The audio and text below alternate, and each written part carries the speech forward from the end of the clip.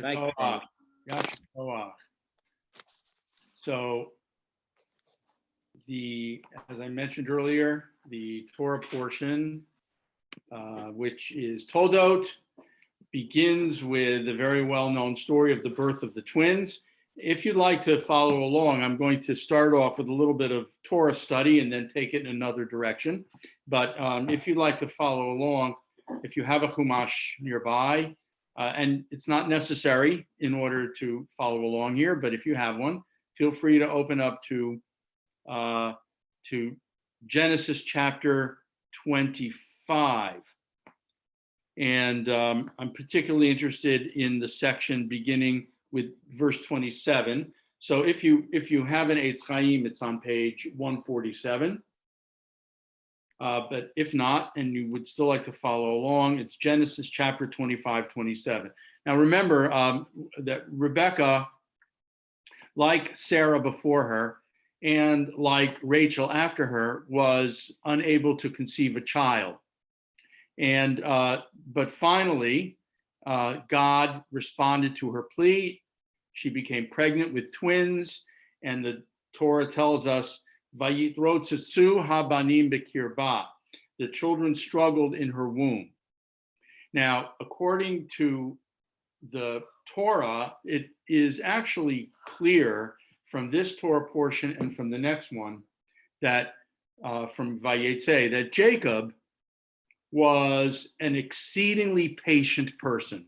He was very, very patient. He was the paragon of patience.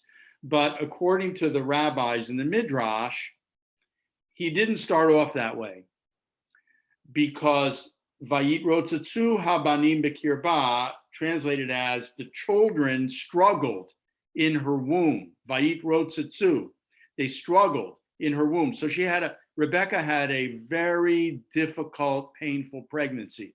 But the Hebrew Vayitrotzetzu is related, or the rabbis see it as related to the Hebrew root roots, not roots like Alex Haley roots, but roots like Resh, Vav, Tzadi, meaning to run. And according to the sages, they said that whenever Rebecca, while she was pregnant with the twins, would walk by a house of idolatry, an idolatrous temple, the fetus of Esau would run to try to get out of the womb so he could go and worship idols. And then the fetus of Jacob would, whenever Rebecca would walk by a Beit Midrash, a house of Torah study, the fetus of Jacob would run to try to get out, because he was impatient to go and study Torah. Now, obviously, that's absurd. There weren't any Batei Midrash. There were no synagogues. There were no houses of Torah study. There was no Torah at that point. But the rabbis like to superimpose, their rabbinic theology and worldview onto the Genesis narratives. And it was kind of a fun exercise that they would do. But already they saw evidence here that Jacob was impatient to get out and to study and worship God. But then after that, we see an example of ultimate patience with Jacob. And that's the first story of Jacob and Esau. I'm not going to get into the second one from the end of the Torah portion. I'm just going to focus for a moment on this one. Verse 27, the boys grow up. Esau was a hunter. He was a man of the outdoors, Ish Sadeh, a man of the fields. Yaakov Ish Tam, Jacob was mild, a mild person, or maybe innocent or naive or whatever. Yoshev Ohalim. He was a mama's boy. And that's not, I'm putting that in terms of 3,000 years ago. Now, I don't want to be accused of sexism right now. Okay, I'm going back to biblical times. He was a mama's boy and Esau was a daddy's boy, okay?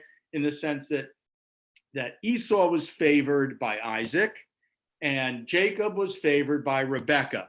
Jacob would like to hang around the tent. He didn't go far away from home. He liked to be close to mom. Esau would go out and hunt, right? And Isaac, as we learn later, really admired and loved that about his son Esau. So in this one incident, Jacob was cooking a stew. Esau comes in from the hunt, from the outdoors, and he's famished. And he says to Jacob, Ha'iteni na min ha'adom ha'adom hazeh. Give me some of that red stuff to gulp down. And the Hebrew is the nuance of the language is so sharp here, because he doesn't say, ha'achileni na, feed me some of this lentil stew or soup that you're making. He says, ha'iteni na, that's the language that would be used to feed camels water, right? That camels would gulp down water, right? So it's kind of an animalistic term for eating or drinking. And he's, by assigning that word to him, the Torah is kind of seeing Esau as kind of almost like an animal, you know? And he's coming in and he is famished and he can't even say the word for the soup, okay, or for the stew or whatever he's making. He can't think straight. He says, give me some of that red stuff. I don't even know what it's called. I don't care. Let me gulp that down, And Jacob said, well, sell me your birthright first. And we all know that the birthright was a very significant privilege, very significant. The birthright in ancient Israel will confer upon the heirs of anyone who died double portion of the inheritance over the rest of the children. And so he is ready to give that up because he says, I'm at the point of death, Esau says. So what use is the birthright to me? In other words, I don't have to, birthright? Who cares about that? That's like down the road. That's maybe 20, 30 years. I mean, the patriarchs and matriarchs, they lived till they were 120 or 130 or 150, right? Esau is thinking to himself, what do I have to worry about the honors of a firstborn that I'm not going to even enjoy for another 100 years? Who cares? I'm famished. I'm going to die. And he exaggerates. He says, I am famished to the point of death. We all know that Esau isn't going to die of hunger here. He's exaggerating. He is the perfect example of the need for instant gratification. Jacob is the perfect example of delayed gratification. We all know the end of the story here. Jacob says, swear to me first. Esau swore to him and he sold his birthright for that pot of stew. Jacob's patience is in evidence, especially so in next week's Torah portion of Vayetze, when he meets Leah and Rachel. He is smitten head over heels for Rachel. He agrees to work for Laban for 7 years. 7 years, right? So that he can marry Rachel. If that isn't patience, I don't know what is, right? Especially when you think about the mores of that society and the patience that would have been connected to a suppressed libido for 7 years. That's pretty impressive right there. Now, finally, he's able to, we all know that story where just as he disguises himself at the end of our Torah portion and fools Isaac into believing he's Esau, he then, midah keneged midah, a measure for measure, gets deceived later on by Laban, right? Who poses Leah as Rachel. So it's measure for measure. He gets his comeuppance. And now he has to work another 7 years to fulfill his vow for Rachel, 14 years total. But he is able to marry, actually, he's able to cohabitate with Rachel after that initial 7-year period, right? Only 7 years. But he still has to work another 7 years to fulfill the vow. So my point is, Jacob is really an example of infinite patience here. And in contrast, Esau is unable to be patient. He needs that instant gratification. He needs that food then and there, and is willing to give everything up, his birthright, so that he can find that instant gratification. Now, how does this tie into today? Well, we are now in somewhere about 8 or 9 months into this pandemic, and we are being told that this could continue to last for a significant period of time as the numbers continue to skyrocket, as the numbers of those, the daily counts of those who are infected, the counts of those tragically who have died of this virus continues to mount. And it is very, very frustrating and difficult for us all.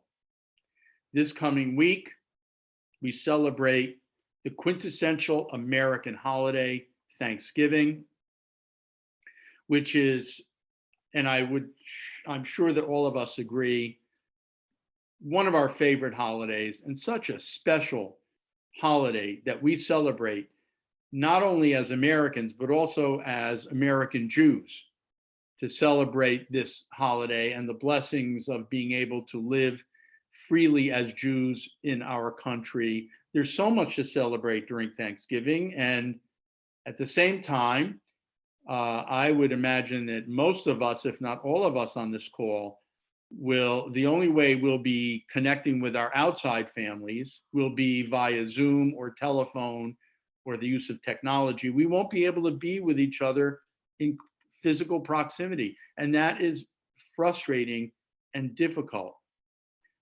What all of this calls for is the patience of Jacob. The patience of Job is another story. That's another expression that's used, the patience of Job. But I'm talking about the patience of Jacob.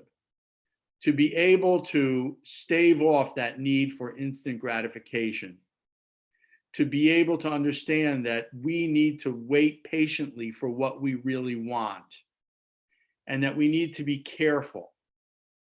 And the time will come where things will get back to where we can be together safely eventually. And that time will come, hopefully, sooner rather than later. But even if it is later, we need to be patient and we need to wait. We have been hearing wonderful news about the vaccines being developed by Pfizer and Moderna and other companies that are developing vaccines. And I believe it was Pfizer that just submitted thousands of pages of evidence and material to the Food and Drug Administration for review. And we will probably know more in about 3 weeks, I believe, from what I read, as to whether the FDA will approve this vaccine on an emergency basis. But even then, we're going to have to wait. It probably will take several months before the vaccine will be made available to us, and maybe even more than that to most Americans. And we also have to be mindful that we are part of a world community, not just in the United States. We are part of a world community, and the vaccines will have to be disseminated to people throughout the world, not only people in our country. So it's going to take time, and it requires patience. Thanksgiving is a particularly tough test, I think, for us, because we truly long to be with our families physically. And we miss them very much. Judy and I, every Thanksgiving, go down to Philadelphia to be with Judy's sister and brother-in-law and their families. And that has been our family tradition. I imagine everybody on this Zoom service today, you have your own Thanksgiving traditions, which may have to be put on hold. But let's think of it not as cancellation. Let's think of it as postponement. Let's think of it as delayed gratification instead of deprivation. Let's think of it in terms of the idea that we are showered, all of us, with so many blessings in our lives, even as we continue to be somewhat isolated and separated from people we love. There is so much to be grateful for. And we have so many blessings. And that is an important idea to focus on. So let me wind up with the following thought. If you want to know which culture or people or civilization has at times been the most patient and at times the most impatient, the answer would be the Jews. There have been epochs in our history when our impatience has gotten us into all sorts of trouble, namely our impatience for the Messianic age, for the coming of the Messiah. When we were so impatient that we allowed a Shabbatai Tzvi or a Bar Kochva or other false prophets and messiahs to convince us that the Messianic age was at hand and that they were the Messiah, and we bought into it. By the same token, those were historical anomalies. Those were aberrations in our history. But by the same token, in general, we have been an incredibly patient people who have learned to wait, to bide our time as we wait for the coming of the Messiah. We established the creation of the state of Israel, not with the idea that we were going to hasten the coming of the Messiah, but with the idea that we wanted to establish a national homeland for our people where we could practice self-determination, where we could practice self-defense, and where we could grow nationally as a Jewish homeland. But we didn't do that in order to hasten the coming of the Messiah. And each and every day, we wait for the Messiah to come, but we know that that day may not come soon. Ani ma'amin be'emunah shlema. I believe with full, complete faith, beviat hamashiach, in the coming of the Messiah. Ve'af al pi sheyitmamea, that even though he or she or they may tarry, im kol zeh ani ma'amin. Even so, I believe better days are coming, folks. This is going to end.